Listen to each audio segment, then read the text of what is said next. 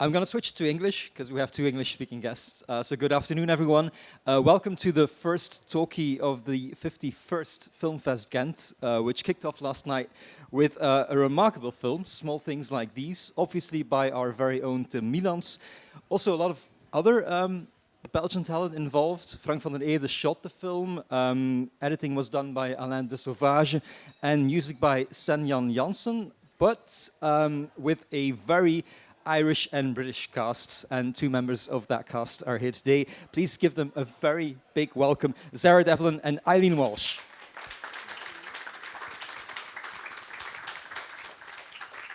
All right, welcome. I'm going to start with a very easy question. How was last night?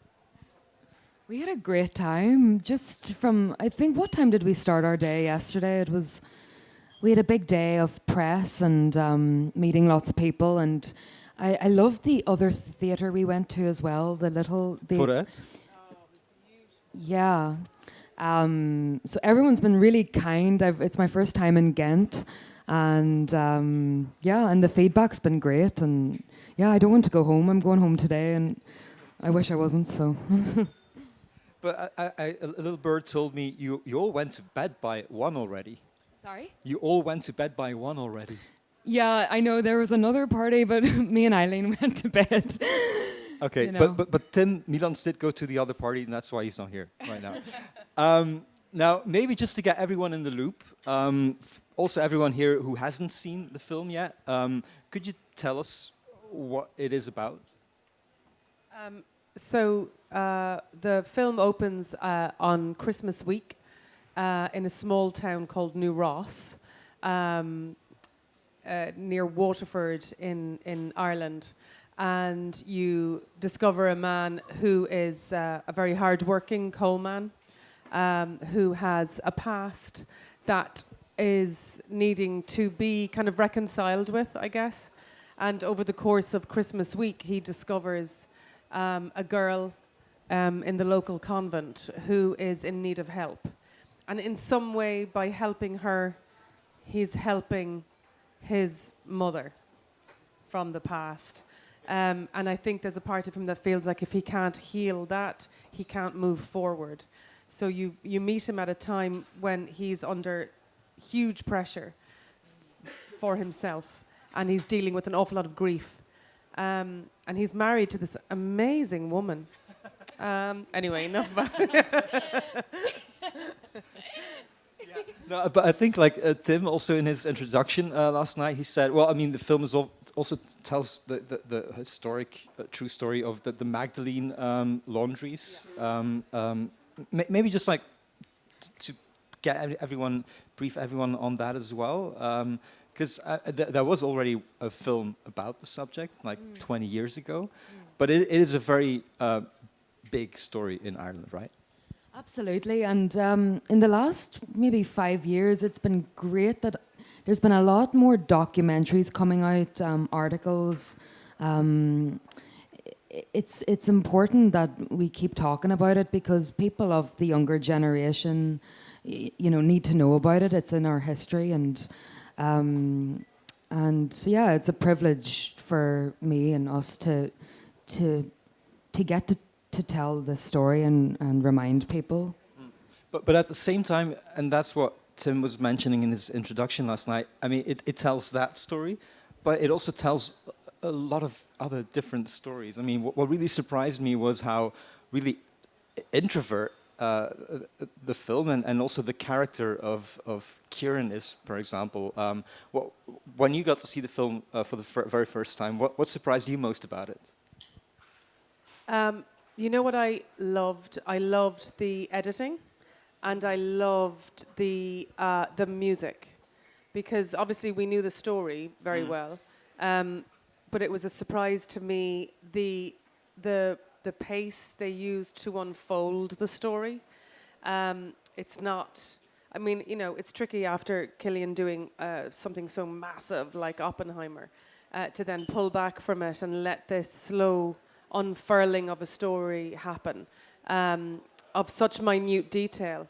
But the music just elevates it somewhere else. I think it's just really, really powerful, really beautiful. And it felt very special while making it. And also, I think it's important to recognize that the government sanctioned the church to behave in this way for so long. It kind of, it gave it, the government gave the convents money to keep these babies. And then a lot of the time, there's new reports coming out now about the amount of tiny babies that died from starvation in these convents. Because they weren't fed properly, they weren't taken care of, they were seen as chattel, really, so anyway, I think the film kind of keeps that secrecy and shame and that level of repression. Ireland was going through a huge downturn and, like I'm sure everywhere at the time, but there was no money, there was no industry. It was a very dark time. And I think it really, captures that.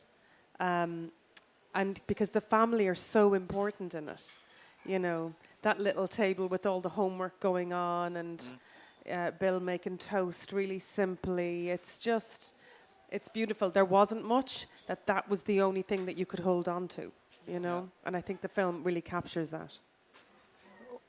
What did you mean when you said it felt really special while shooting the film? Like, because you knew that you were telling such an important story, or were there other elements as well? There was just a respect from the start with Tim, with everyone. There was, I remember there was a particular scene when myself, Cillian, and Emily are in the room with the fire, having the kind of meeting when we meet.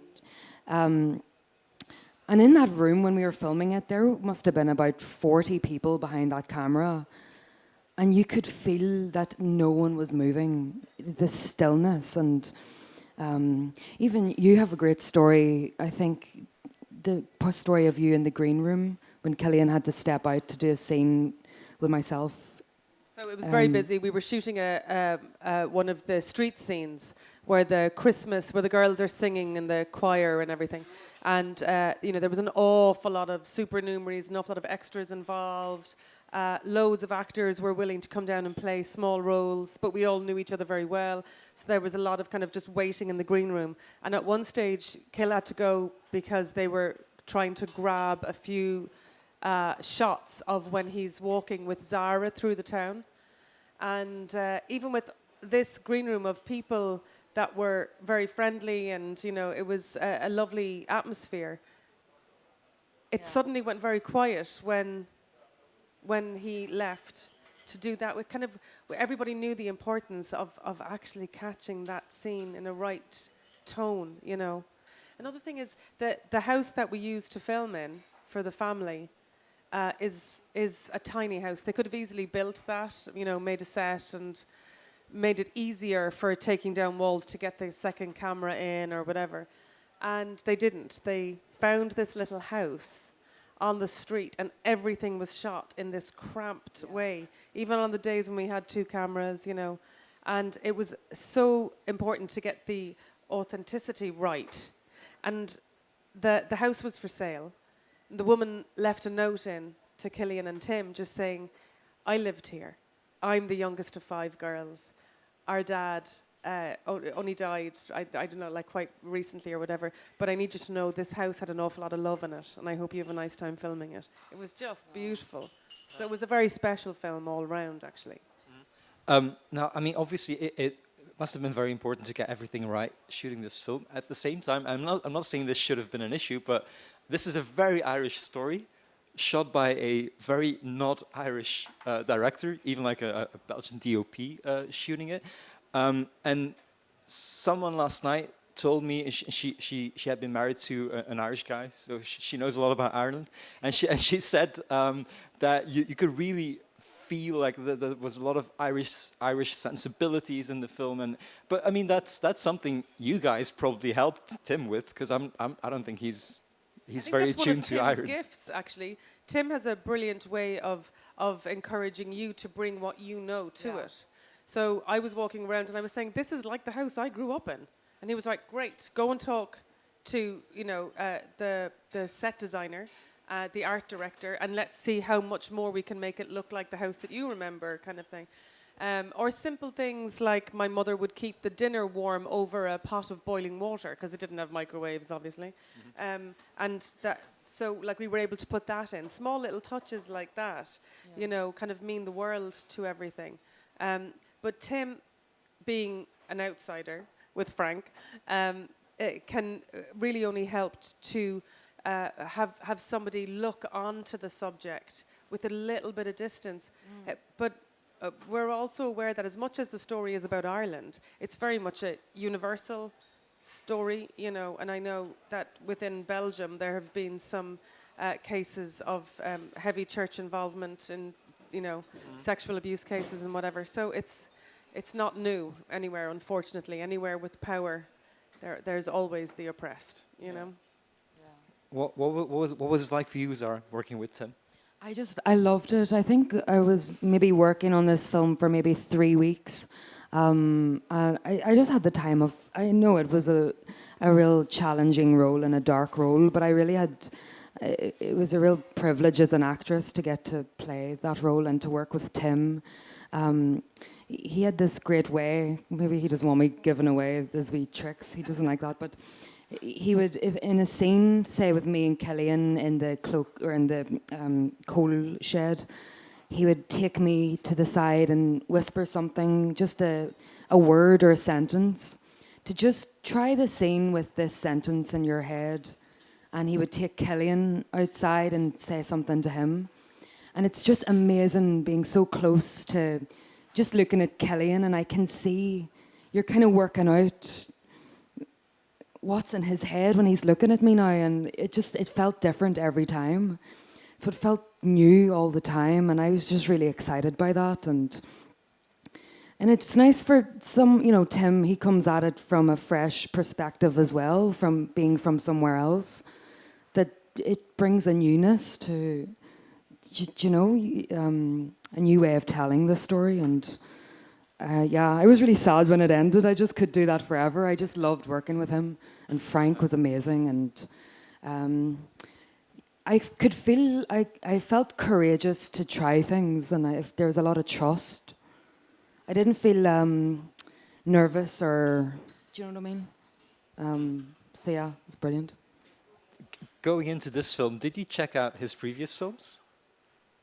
Yeah. I mean, he only made 2, of course. But, yeah. Well, so we were aware, obviously, that he had done Peaky Blinders with Cale. Yeah, of course. Cillian had said, you know, wait till you meet him. He's so exciting. He's such a gorgeous director. And everybody who's worked with him says the same thing. You know, he really generates an awful lot of love and respect. And yeah, I then went and watched Patrick. And I was like, he's mad. But yet you can see all the different layers. It's always grief with him. You know, it's like the inability to deal with grief, and how you can only push it away for so long. It will come back and bite you if you don't start dealing with it.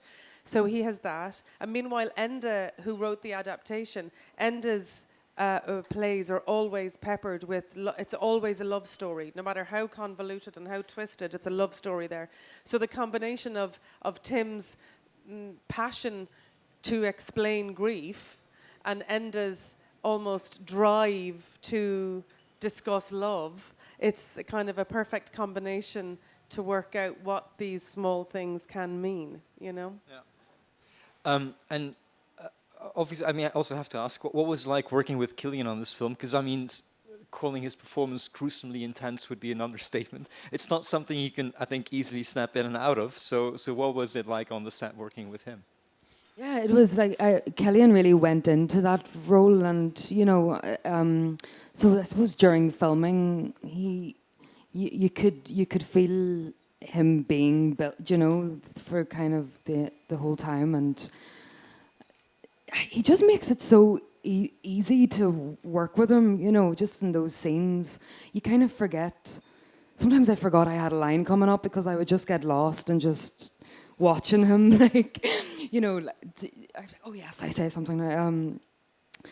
But you just kind of forget that you're filming. He makes it feel very real, and or something. And he's such a lovely person as well, just really kind, and he also was a producer on the film as well, so it was really interesting to see him play Bill but also play the role of the producer.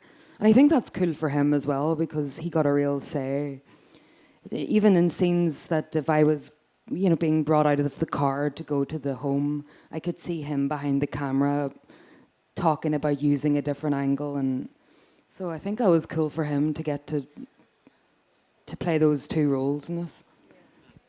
He's also brilliant at, you know, wearing both hats, being an unexpected for himself, an unexpected movie star, and dealing with the amount of publicity that comes with that, and you know, and he does very well at trying to keep that out, to then come in and be able to play Bill in a scene, you know. But he's a wonderful actor who's incredibly intense when it needs to be, and then great crack when it also needs to be, right. You know. I think our friendship goes back a very long time, and it was about being able to use that to explore what this relationship is now, you know.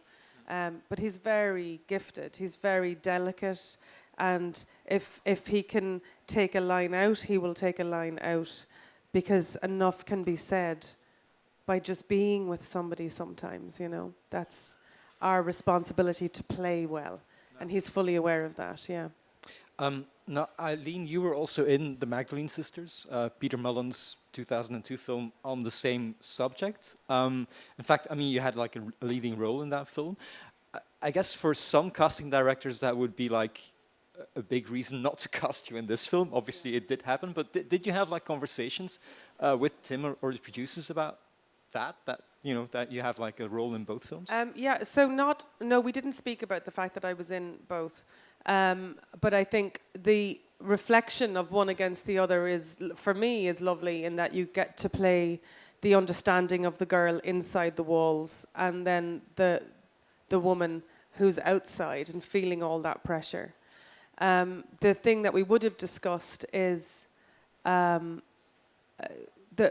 why it makes sense for me to play the role, to use the 30-year friendship and working history that Cillian and I have, and also the relationship with Enda, and you're kind of going, you get an awful lot for free.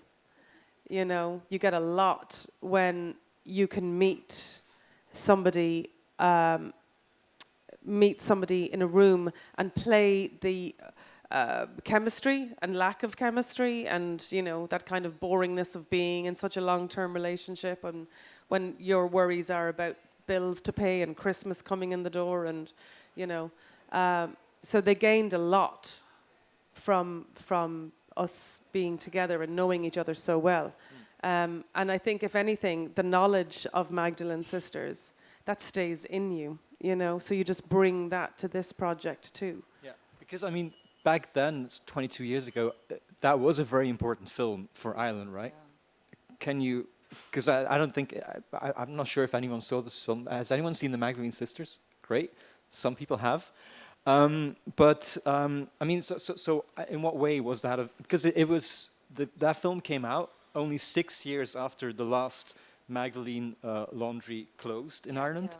Yeah. So I mean, that was like hardly any time in between. Yeah. So what did that film do? So I remember meeting somebody on the street. I was walking in town in Cork with my mum, and a woman came up to me and said, "You should be ashamed of yourself." Really? That those women have long gone, and they've, you know, they're dealing with their maker. So she was still blaming the women, and she was still saying that they were fallen or whatever. So Magdalene Sisters was a huge moment for Irish history, and for people, for years afterwards, I would have people talking to me about being in there, surviving it, being a child of it, discovering they were adopted very late in life, or, you know. And there's an Irish actress who was taken the government to court because they have withheld her health records because she was born into a laundry She was adopted. She's like mid-50s. So it's touching distance, all this stuff, you know. And they wouldn't release her health records. So she doesn't know if a certain cancer runs in her family or if Alzheimer's is a thing she should be concerned about or whatever, you know. But the reason they won't release it is because a lot of those have the maltreatment in the notes of their health notes. Because a lot of babies were also used to test certain vaccinations and things on. The government allowed that. So, you know, the Magdalene Sisters was a huge moment of a country waking up, you know. Yeah. Now we're 22 years later. This film will be released in Ireland on November 1st, I think. How do you think reactions will be this time around? I think it's, as Zara was saying, there's definitely a whole new generation it seems to have, again, been news to them that this happened. So that's kind of amazing. But I think it really is ready to receive it. There's been a lot more documentaries. You know, I mean, Cillian's so beautiful in it. He's so beautiful in it. That it's a lovely angle to see the story from. It's not just, you know, like a poverty porn type thing. It's not just showing you lots of young women who are struggling and, you know, seen as fallen women. Or it's actually the repercussions, what a country is left with. If you don't start dealing with it, you just pass it on to the next generation. So I think, you know, Ireland's very excited about it coming out and probably getting to see Cillian Murphy do a red carpet. Yeah. Everybody loves that. I mean, it's also it's based on a very acclaimed book, which was a huge bestseller in Ireland. I have to say, I haven't read it yet. I know it's not that long, but it's really short. It's really short. I know, so I should read it. Beautiful. But so how different? Since I haven't read it, how different is the book from the film? It's not different. Eileen Walsh, who adapted it into the movie script, I think it just shows how good of a writer he is. I think a good writer is someone who knows when to have silences and how that is just as important as words and writing words. There's a real silence in the book, and I just think that our movie has captured that big time. And it was the same with and Colleen Kuhn. It was adapted after Claire Keegan's book Foster came out, which is so beautiful as well. And her short stories are just, I think she really captures the heart of Ireland and really nostalgic. And she writes with a certain sense of danger. The characters always feel in danger. Even though nothing might be happening to them, it's like life is hard. There's a threat. And I think Enda has kind of adapted that beautifully. And then her new book, again, So Late in the Day, I think it's called. Again, you feel like something's going to happen. So I think it's a beautiful sense of danger all the time. I think it was Emily Watson last night who called her role in this film a call to duty. I get the impression that it was the same for you. Was it? I mean, it felt very important to me to represent women like my mother. So whenever we did costume fittings or whatever, I kept thinking, could I see my mum wearing this? And like there's little things like my mother would never undress in front of us, obviously, you know what I mean? Or, and there was always a sense of shame around, you know, your body or just hiding it. And that's something that she would have grown up with. And I just think it's an amazing repression, you know, that there's almost 3 in the bed. There's always a space for holy God, like, you know. So it felt like, that there's a need to represent these women who are the kind of result of years of repression. And even when my character Sarah, when she arrives by her mother and with her mother and father, you can see her long hair and her colourful clothes, her purple cardigan. And then the next time you meet her, her hair is chopped up short like everyone else.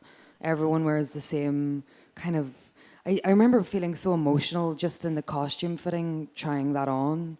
Just the heaviness of this big, heavy, your identity's gone. And so it was, it was amazing to get to play this girl and try and show, you know, who she is. And so it was great that Enda actually put that scene in where you see her fighting to when she's being brought into the laundries at the start.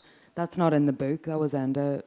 He felt it was important to show people the fight she has to get out of there. And yeah. I think you're a bit too young to have actually experienced any of the things that happen in the film, but we're about the same age. So you were like a teenager when this was still going on. Maybe in the end of it, but were you aware of it as a teenager? I was very much aware of. I grew up with the knowledge of Besborough is one of the largest convents that was a working laundry, and that was in Cork, and we like. It would be a thing of like, my mother. I was the youngest of 6, but my mother would say, "Oh, I'll send you to Besborough." It's terrible, but it was where bold girls went, and it was used as a thing. Like, not that she would have sent me to Besborough, but you know, it's that. It's just a way of controlling, or I don't know. I was very much aware of it being a thing, but it wasn't. They cleaned up their act, and they became known as mother and baby homes, you know. So that there was more of it's a useful thing for the community as somewhere to go and have your baby. But they were still doing the same things, you know. It's just that there was a small chance that you might actually get to keep your baby when you leave. Yeah. But yeah. But did you happen to know any girl who went to such a laundry? So I went to college with a girl, and she was in, but she got to keep her baby. But she had to fight for the baby at a very young age. She had to fight to keep her baby. And then in Magdalene Sisters, one of the women playing a nun was a nun in a Magdalene, and that was very difficult hearing her talk about it, because she would defend her treatment, and she would say, I would have to beat that girl for stepping out of line, because if I didn't beat her, the next nun up would give her a worse beating. And that was very difficult, you know, kind of the more we discussed all that stuff. Yeah, so there was a very close, you know, it is very close to our recent history. Like, yeah. I mean, I'm also wondering, because I'm just trying to imagine the scope of this, because even in this film, you get the impression that it's a very small community where a lot of people know each other, which also means that a lot of people might have known girls going into those convents, which also meant that a lot of people knew what was going on, which also meant that most of these people in the community, they all just kept quiet about it, but they knew what was going on.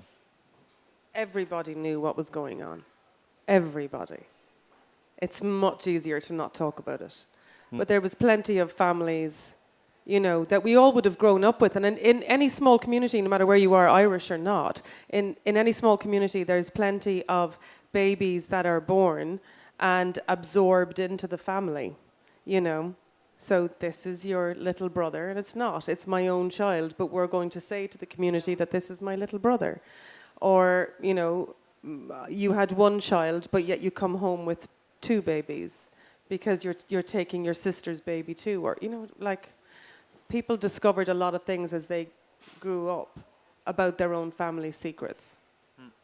I don't know if it was intentional, but watching the movie last night, like, you know that it takes place in the 80s, but still your mind kind of goes like, yeah, it's probably the 50s, something like that. And then all of a sudden, like, there's this 80s pop tune that pops out. It's like, well, that was a massive wake-up call. Like, wow, no, this is actually, I mean, I lived during that time. I was a kid, but, you know,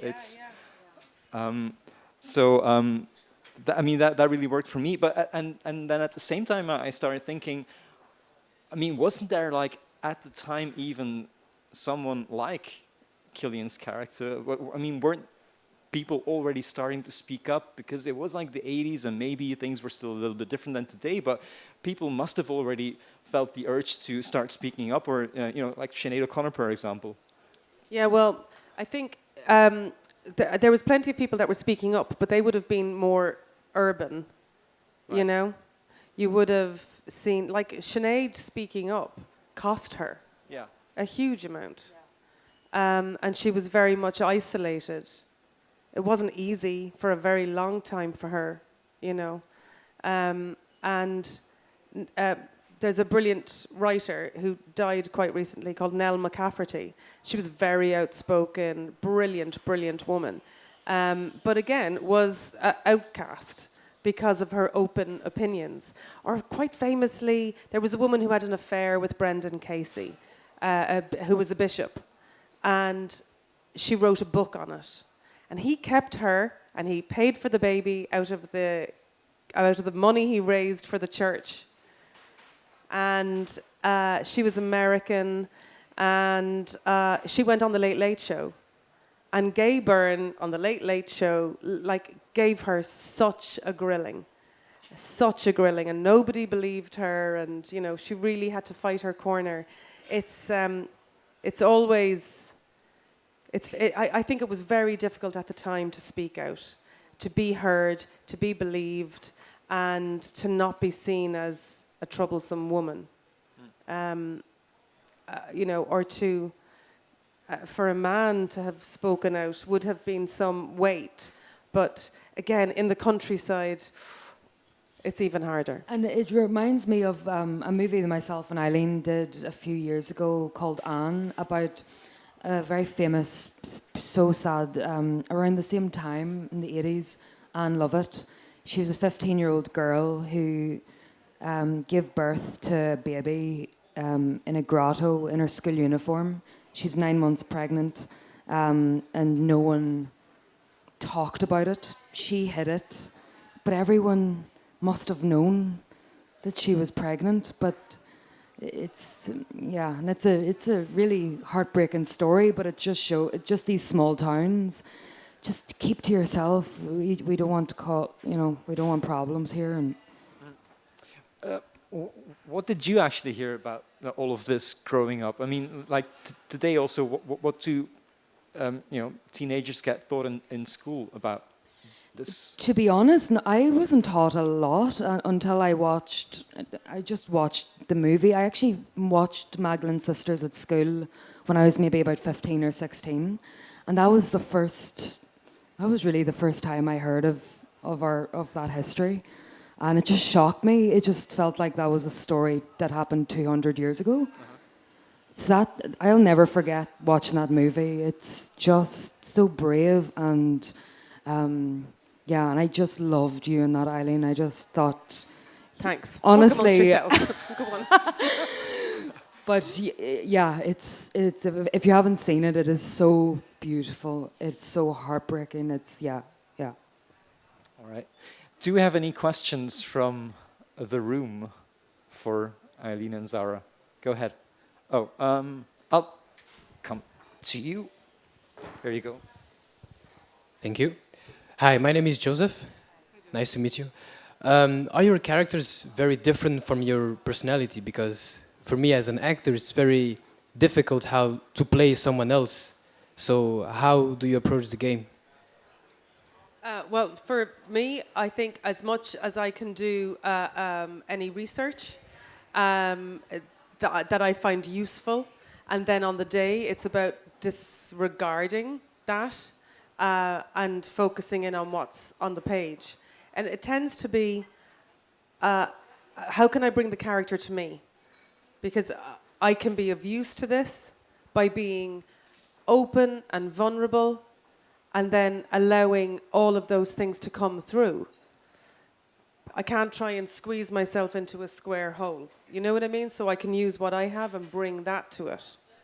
And I remember talking with, Andrew Scott.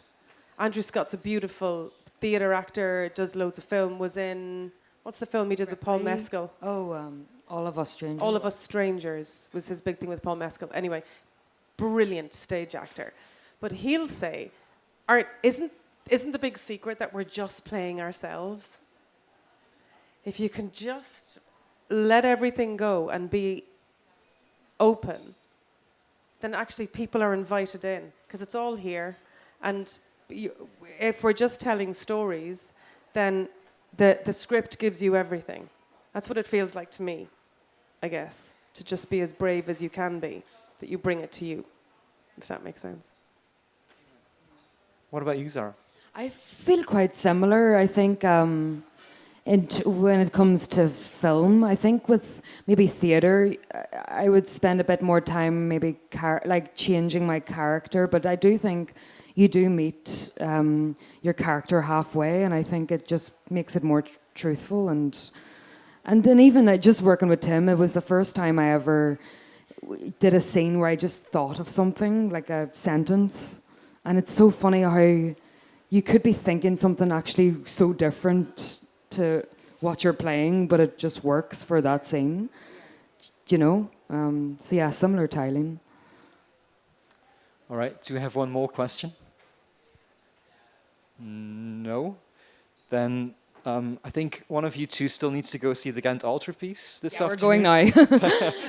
And you need to buy chocolates and stuff. So thank you. Thank you very much for coming to the Thank you so festival. much. Thanks for showing up. Thank you.